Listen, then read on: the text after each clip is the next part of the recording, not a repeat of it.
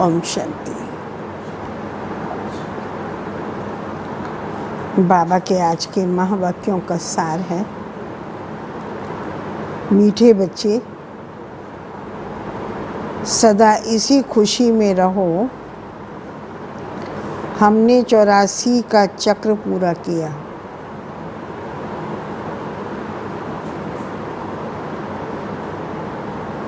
सदा इसी खुशी में रहो, हमने 84 का चक्र पूरा किया। अब जाते हैं घर, बाकी थोड़े दिन यह कर्म भोग है।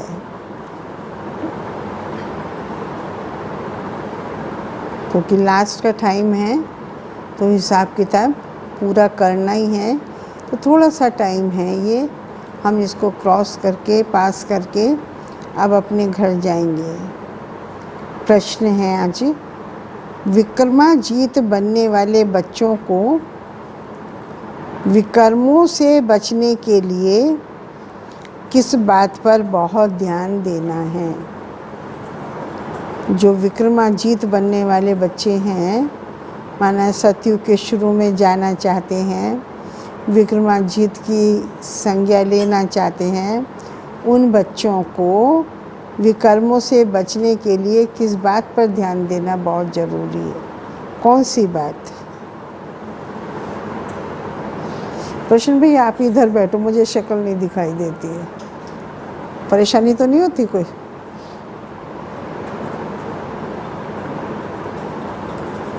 बताइए, चाहे ऑनलाइन वाले बताओ या सामने वाले बताओ। जो विक्रमाजीत बनना चाहते हैं उन्हें विकर्मों से बचने के लिए कौन सी बात पर ध्यान देना चाहिए? हाँ, अच्छा, उस पर ध्यान नहीं देना है। ध्यान कौन सी बात पर देना है?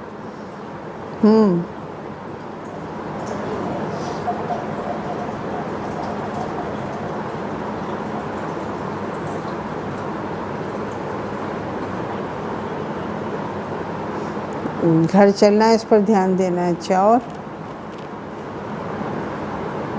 और सुनो, देही अभिमानी बनना है, इस बात पर ध्यान देना है। यदि देही अभिमानी बनेंगे तो पाप कर्म हमसे होंगे ही नहीं, ऐसे। और हमारे से कोई विकर्म ना हो। अच्छे रोशन भाई, देही अभिमानी बनने की जैसे बाबा ने की। बाबा सुना रहे हैं, जो उत्तर है, जो सर्व विकर्मों की जड़ देह अभिमान है, उस देह अभिमान में कभी न आए, यह ध्यान रखना है। इसके लिए बार बार देही अभिमानी बन बाप को याद करना है। अच्छे और बुरे का फल जरूर मिलता है। अंत में विवेक खाता है। यदि बुरे कर्म किए हो तो फिर फल जब मिलेगा तो अंदर ही अंदर आत्मा को दुख पहुंचता है, बुद्धि अंदर परेशान होती है। तो बाबा ने कहा अंत में विवेक खाता है कि हमने बिना वजह ये पाप कर्म किया। लेकिन इस जन्म के पापों के बोझ को हल्का करने के लिए, पिछले का तो नहीं कर सकते, अब इस जन्म के पापों के बोझ को हल्का करने के लिए बाप को सच सच सुनाना है। ओम शांति।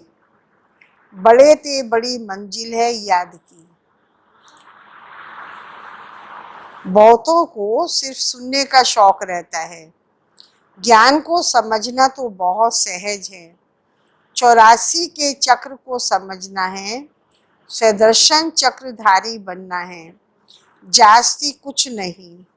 तुम बच्चे जानते हो हम सब स्वदर्शन चक्रधारी हैं। स्वदर्शन चक्र से कोई का गला नहीं काटते, जैसे कृष्ण के लिए दिखाया है। अब यह लक्ष्मी नारायण विष्णु के 2 रूप हैं। क्या उनको स्वदर्शन चक्र है? माना लक्ष्मी नारायण के कंबाइन रूप को विष्णु चतुर्भुज कहते हैं। तो लक्ष्मी नारायण के पास सुदर्शन चक्र है, फिर श्री कृष्ण को सुदर्शन चक्र क्यों दिखाते हैं? एक मैगजीन निकालते हैं जिसमें कृष्ण के ऐसे बहुत चित्र दिखाते हैं। बाप तो आकर तुम्हें राजयोग सिखलाते हैं, ना कि चक्र से असुरों का घात करते हैं। असुर उनको कहा जाता है जिनका आसुरी स्वभाव है, बाकी मनुष्य तो मनुष्य है। ऐसे नहीं कि सुदर्शन चक्र से बैठ सबको मारते हैं। भक्ति मार्ग में क्या क्या चित्र बैठ बनाए हैं। रात दिन का फर्क है। तुम बच्चों को इस सृष्टि चक्र और ड्रामा को जानना है, क्योंकि सब एक्टर्स हैं। वह हद के एक्टर्स तो ड्रामा को जानते हैं। यह है बेहद का ड्रामा। इसमें डिटेल में नहीं समझ सकेंगे। वह तो 2 घंटे का ड्रामा होता है, डिटेल में पार्ट बजाते हैं। यह तो 84 जन्मों को जानना होता है। ड्रामा में हद और बेहद के ड्रामा का अंतर। उस ड्रामा को जो 2 घंटे का है, पूरी उसकी स्टोरी को जान सकते हैं, समझ सकते हैं, डिटेल में सब बताई भी जा सकती है।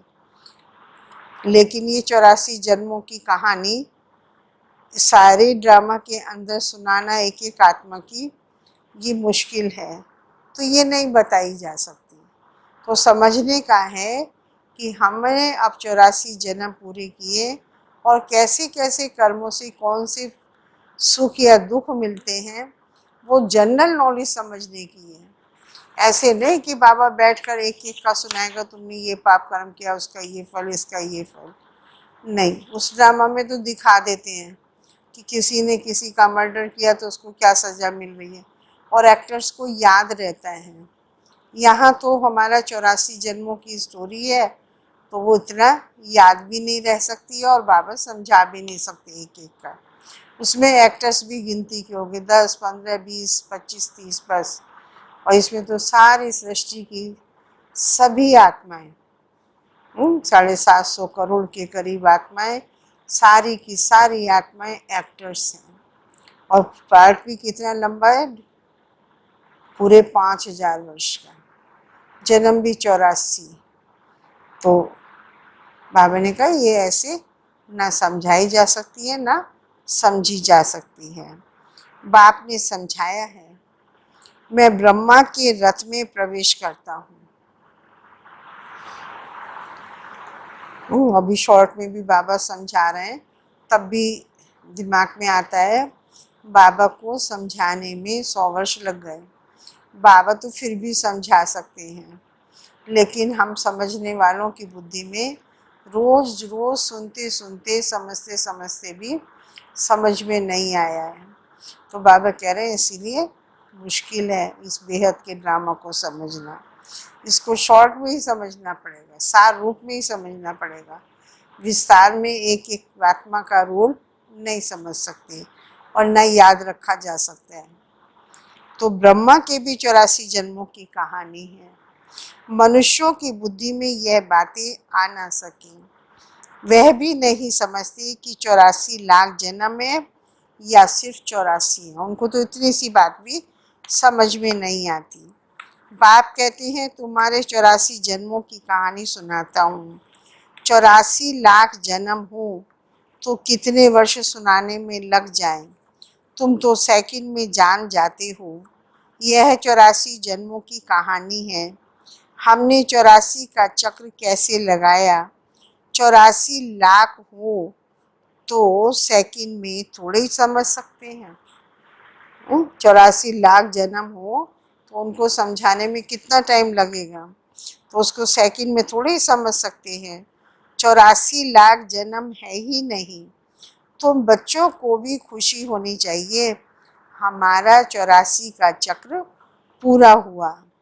अब हम घर जाते हैं, बाकी थोड़े दिन यह कर्म भोग है। विकर्म भस्म हो, कर्मातीत अवस्था कैसे हो जाए, उसके लिए यह युक्ति बताई है। बाकी समझाते हैं इस जन्म में जो भी विकर्म किए हुए हैं वह लिख कर दो तो बोझ हल्का हो जाए। जो पिछले जन्मों के हैं उसके लिए बाबा ने युक्ति बताई है, अपने को आत्मा समझकर मुझ बाप को याद करो, जिसको राजयोग कहते हैं। और बाकी जो इस जन्म में हुए हैं उसके लिए बाबा कह रहे हैं लिखकर बाबा को दो तो बोझ हल्का हो जाएगा, तो कम रह जाएगा, तो फिर जल्दी हम बाबा की याद से उसे भी चुक्त कर लेंगे। जन्म जन्मांतर के विकर्म तो कोई लिखकर नहीं दे सकता है ना। 84 जन्म तो 83 जन्मों का भी क्या, एक जन्म का भी पूरा लिख कर नहीं दे सकते। वर्तमान में जो होता है उसके पर अटेंशन देने से ध्यान पर जा सकता है, उसको बाबा को लिख करके दे। विकर्म तो होते आए हैं जब से रावण राज्य शुरू हुआ है।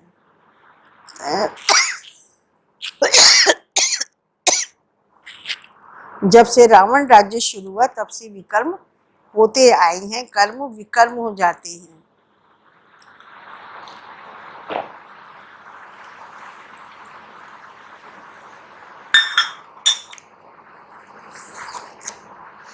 सतयुग में कर्म अकर्म होते हैं। भगवान उवाच, तुमको कर्म अकर्म विकर्म की गति को समझाता हूँ। विक्रमाजीत संबत लक्ष्मी नारायण से शुरू होता है। सीढ़ी में बड़ा क्लियर है, शास्त्रों में कोई ये बातें नहीं है। सूर्यवंशी चंद्रवंशी का राज भी तुम बच्चों ने समझा है कि हम ही थे। विराट रूप का चित्र भी बहुत बनाते हैं परंतु अर्थ नहीं जानते। बाप बिगर कोई भी समझा नहीं सकते। इस ब्रह्मा के ऊपर भी कोई है ना जिसने सिखाया होगा। अगर कोई गुरु ने सिखाया होता ब्रह्मा को तो उस गुरु का सिर्फ एक ही शिष्य तो नहीं हो सकता था। अब ब्रह्मा के द्वारा नॉलेज मिल रही है तो जरूर ब्रह्मा को भी सिखलाने वाला कोई होगा। यदि कोई गुरु था तो उसका एक ब्रह्मा ही थोड़ी शिष्य बनता, और भी शिष्य होने चाहिए थे। बाप कहते हैं बच्चे, तुम्हें पतित से पावन, पावन से पतित बनना ही है। ये खेल ही है 84 जन्मों का, पावन से पतित, पतित से पावन बनने का। यह भी ड्रामा में नूंद है। अनेक बार यह चक्र पास किया है, पास करते ही रहेंगे। अनेक बार 84 जन्मों का चक्र पास किया है और आगे भी करते रहेंगे। तुम हो ऑलराउंड पालधारी, है ना। पूरा चक्र है ना, सतयुग त्रेता द्वापर कलयुग फिर संगम युग फिर सतयुग, तो तुमने अनेक बार ये चक्र पास किया है और आगे भी इसको पास करते रहेंगे। पास करते ही रहेंगे। तुम हो ऑलराउंड पार्टधारी। आदि से अंत तक पार्ट और कोई का नहीं है। सिर्फ जो विक्रमाजीत सूर्यवंशी आत्माएं हैं उन्हीं का शुरू से लेकर अंत तक का पार्ट है, बाकी और किसी का नहीं है। तुमको ही बाप समझाते हैं, फिर तुम यह भी समझते हो दूसरे धर्म वाले फलाने फलाने समय पर आते हैं। तुम्हारा तो ऑलराउंड पार्ट है। क्रिश्चियंस के लिए नहीं कहेंगे। क्यों नहीं कहेंगे? क्योंकि वो सतयुग में थे ही नहीं। वह तो द्वापर के भी बीच में आते हैं। यह नॉलेज तुम बच्चों की ही बुद्धि में है, किसी को समझा भी सकते हो। दूसरा कोई सृष्टि के आदि मध्य अंत को नहीं जानते, रचयिता को ही नहीं जानते तो रचना को कैसे जानेंगे। बाबा ने समझाया है जो राइटियस बातें हैं वह छपाकर एरोप्लेन से सब जगह गिरानी है। वह पॉइंट्स अथवा टॉपिक्स बैठ लिखनी चाहिए।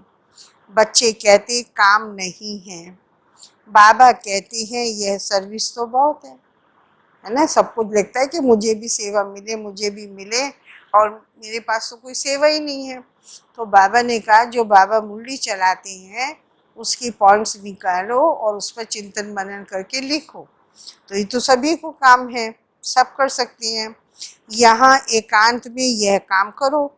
जो भी बड़ी बड़ी संस्थाएं हैं, गीता पाठशालाएं आदि हैं, उन सबको जगाना है, सबको संदेश देना है। यह पुरुषोत्तम संगम युग है। जो समझदार बच्चे होंगे वह झट समझेंगे। जरूर संगम युग पर ही नई दुनिया की स्थापना और पुरानी दुनिया का विनाश होता है। सतयुग में पुरुषोत्तम मनुष्य होते हैं। यहाँ है आसुरी स्वभाव वाले मनुष्य। सतयुग में होते हैं पुरुषोत्तम देवी स्वभाव के मनुष्य, और यहाँ है आसुरी स्वभाव वाले मनुष्य, पतित मनुष्य। यह भी बाबा ने समझाया है। कुंभ का मेला आदि जो लगता है, बहुत मनुष्य जाते हैं स्नान करने। क्यों स्नान करने जाते हैं? क्यों जाते हैं गंगा कुंभ में स्नान करने के लिए मनुष्य? क्योंकि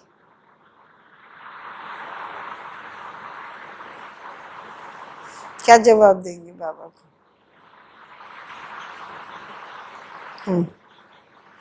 हाँ, तो कुंभ में जाने से हम पावन बन जाएंगे। पावन होना चाहते हैं तो जहाँ जहाँ मनुष्य स्नान करने जाते हैं वहाँ जाकर सर्विस करनी चाहिए। कुंभ के मेले पर जाओ, हरिद्वार में जाओ, जहाँ जहाँ जाते हैं मनुष्य वहाँ वहाँ जाकर बाबा का संदेश देना चाहिए। मनुष्यों को समझाना चाहिए यह पानी कोई पतित पावनी नहीं है। तुम्हारे पास चित्र भी हैं। गीता पाठशालाओं में जाकर ये पर्चे बांटने चाहिए। बच्चे सर्विस मांगते हैं। यह बैठकर लिखो, गीता का भगवान परम पिता परमात्मा शिव है, ना कि श्री कृष्ण। देखो काम मिल रहा है कि हम क्या क्या काम करें, खाली नहीं बैठना है। जो बाबा मूल्यों पॉइंट देते हैं, बैठकर एकांत में उसका चिंतन करो कि कैसे हम मनुष्यों को समझाएं। पहले ये काम दिया, दूसरा कहा पतित पावन के ऊपर समझाओ है। तो और तीसरा भी कह रहे हैं बाबा गीता के भगवान के ऊपर समझाने के लिए। फिर गीता का भगवान निराकार परमपिता परमात्मा शिव है, ना कि श्री कृष्ण। फिर उनकी बायोग्राफी की महिमा करो। शिव बाबा की बायोग्राफी लिखो। फिर आप ही वह जज करें। यह राइट पॉइंट्स भी लिखनी चाहिए कि पतित पावन कौन है। फिर और शिव और शंकर का भेद दिखाना है। चौथी पॉइंट, शिव और शंकर का भेद दिखाना है। शिव अलग है और शंकर अलग है। यह भी बाबा ने समझाया है। कल्प 5000 वर्ष का है। मनुष्य 84 जन्म लेते हैं, ना कि 84 लाख।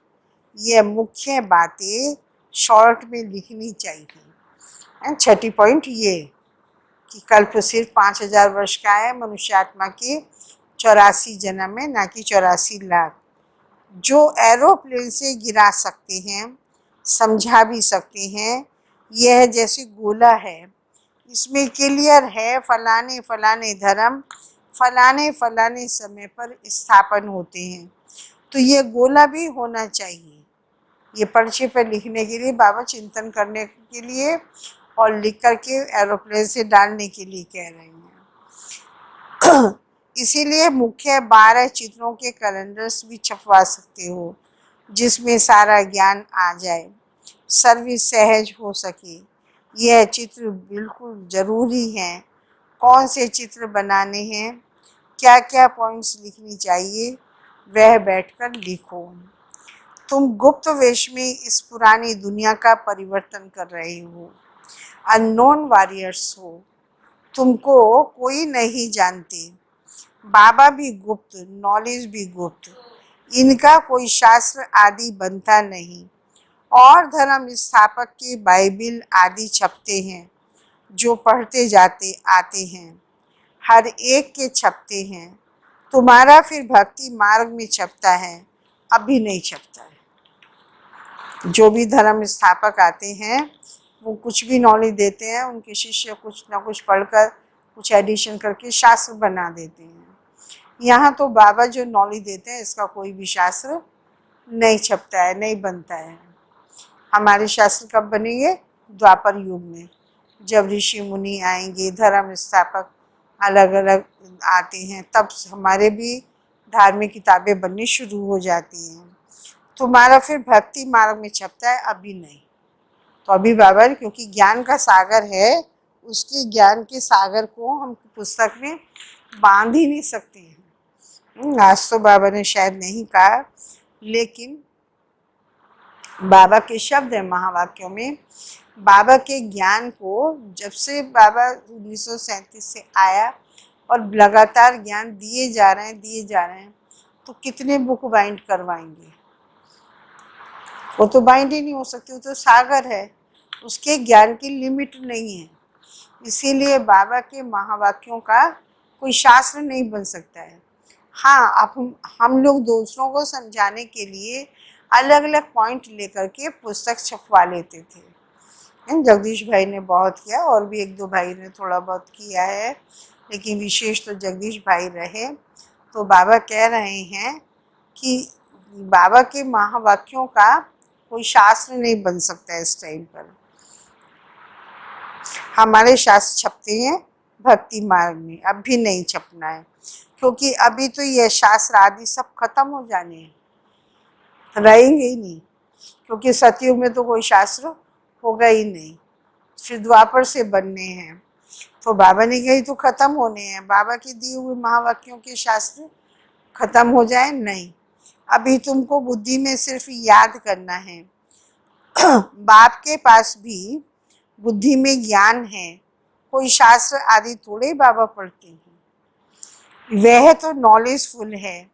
नॉलेजफुल का अर्थ फिर मनुष्य समझते हैं सबके दिलों को जानने वाला है, भगवान देखते हैं, तब तो कर्मों का फल देते हैं।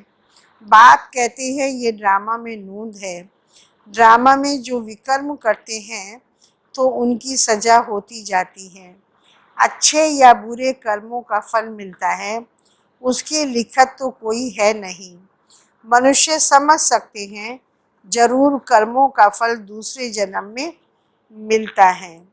अंत घड़ी विवेक फिर बहुत खाता है, हमने ये पाप किए हैं, सब याद आता है, जैसा कर्म वैसा जन्म मिलेगा। अभी तुम विक्रमाजीत बनते हो तो कोई भी ऐसा विकर्म नहीं करना चाहिए। बड़े ते बड़ा विकर्म है देह अभिमानी बनना। बाबा बार बार कहते हैं देही अभिमानी बन, बाप को याद करो, पवित्र तो रहना ही है। सबसे बड़ा पाप है काम कटारी चलाना, यही आदि मध्य अंत दुख देने वाला है। इसीलिए सन्यासी भी कहते यह काम विष्टा समान सुख है, वहाँ दुख का नाम निशान नहीं होता, यहाँ तो दुख ही दुख है। इसीलिए सन्यासियों को वैराग आता है, परंतु वह जंगल में चले जाते हैं। उन्हों का है हद का वैराग्य, तुम्हारा है बेहद का वैराग्य। यह दुनिया ही चीची है। सब कहते बाबा आकर हमारे दुख हरकर सुख दो। बाप ही दुख हरता सुख करता है। तुम बच्चे ही समझते हो कि नई दुनिया में इन देवताओं का राज्य था, वहाँ किसी भी प्रकार का दुख नहीं होता। जब कोई शरीर छोड़ता है तो मनुष्य कहते हैं स्वर्गवासी हुआ, परंतु ये थोड़ी समझते हैं कि हम नरक में हैं। हम जब मरे तब स्वर्ग में जाएं, परंतु वह भी स्वर्ग में गया, वह यहाँ नरक में आया, कुछ भी समझते नहीं। तुम बच्चे तीन बाप का राज भी सबको समझा सकते हो। दो बाप तो सब समझते हैं, लौकिक और पारलौकिक को। और यह अलौकिक प्रजापिता ब्रह्मा फिर है संगम युग पर ब्राह्मण भी चाहिए।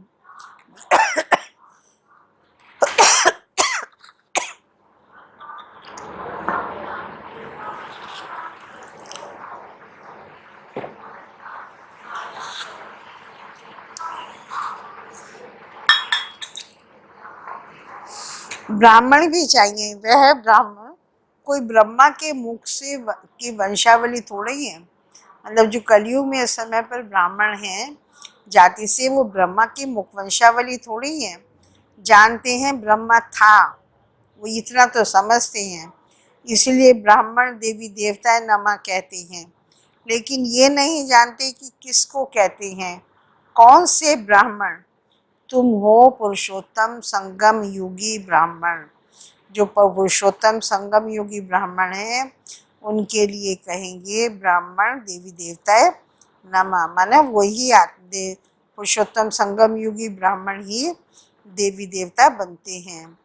वह है कलयुगी और तुम हो पुरुषोत्तम संगम युग के। जब तुम मनुष्य से देवता बनते हो,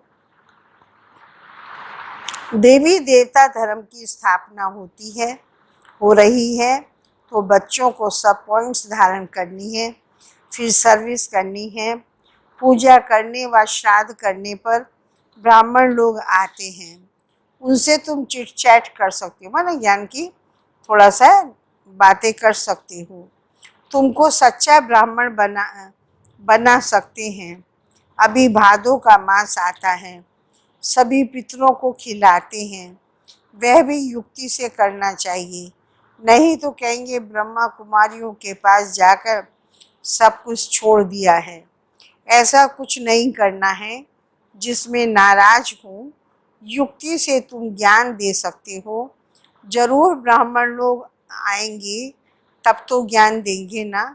इस मास में तुम ब्राह्मणों की बहुत सर्विस कर सकते हो। तुम ब्राह्मण तो प्रजापिता ब्रह्मा की औलाद हो। बताओ ब्राह्मण धर्म किसने स्थापन किया? तुम उन्हों का भी कल्याण कर सकते हो घर बैठे। जैसे अमरनाथ की यात्रा पर जाते हैं तो वे सिर्फ लिखत से इतना नहीं समझेंगे, वहाँ बैठ समझाना चाहिए। हम तुमको सच्ची अमरनाथ की कथा सुनाए। अमरनाथ तो एक को ही कहा जाता है। अमरनाथ अर्थात जो अमरपुरी स्थापन करे, वह है सतयुग। ऐसी सर्विस करनी पड़े, वहाँ पैदल जाना पड़ता है। जो अच्छे अच्छे बड़े बड़े आदमी हो उनको जाकर समझाना चाहिए। सन्यासियों को भी तुम ज्ञान दे सकते हो। तुम सारी सृष्टि के कल्याणकारी हो। श्रीमत पर हम विश्व का कल्याण कर रहे हैं। बुद्धि में ये नशा रहना चाहिए। अच्छा, मीठे मीठे सिकी लदे बच्चों प्रति माता पिता बाप दादा का याद प्यार। Good morning. रूहानी बाप की रूहानी बच्चों को नमस्ते। हम रूहानी बच्चों की रूहानी बाप को नमस्ते नमस्ते नमस्ते। धारणा के लिए सार है, जब एकांत या फुर्सत मिलती है तो ज्ञान की अच्छी अच्छी पॉइंट्स पर विचार सागर मंथन कर लिखना है। एकांत हो तो बैठ के फुर्सत हो तो बाबा के महावाक्य को लेकर उनको लिखना चाहिए। सबको संदेश पहुंचाने व सबका कल्याण करने की युक्ति रचनी है। सेकंड है, विकर्मों से बचने के लिए